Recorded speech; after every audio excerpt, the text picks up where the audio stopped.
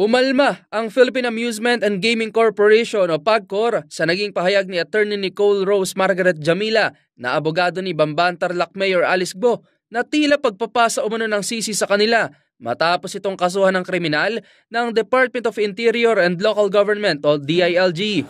Ayon sa PAGCOR, hindi umano nila trabaho ang pag-i-issue ng business permit at lisensya, maging ang pag-iinspeksyon pa ng mga gusaling wala sa kanilang jurisdiksyon at bumabase lamang sila ng pagbibigay lisensya sa kanilang sariling guidelines. Ayon sa PAGCOR, sa kaso naman daw ng na-raid na Pogo Hub sa Bamban, ang Zunyuan Technologies Incorporated lamang daw ang inisyuhan nila ng lisensya at wala na raw silang access pa sa nasa 30 na pribadong gusali at 8 ektaryang compound na hindi maaaring pasukin o puntahan. Agad naman daw nila itong ginawa ng aksyon at nirevoke ang license to operate matapos ang naging raid noong Marso. Naglabas ng pahayag ang PAGCOR matapos na sabihin ng kampo ni Guo na ang pag-i-issue ng permit ng LGU sa Zunyuan ay base umano sa guidelines at rekomendasyon ng PAGCOR at ang hindi agarang pag-revoke ng business permit dahil na rin sa proseso na dapat sundin. Para sa MBC TV Network News, ito si Rovic Manuel, sama-sama tayo Pilipino.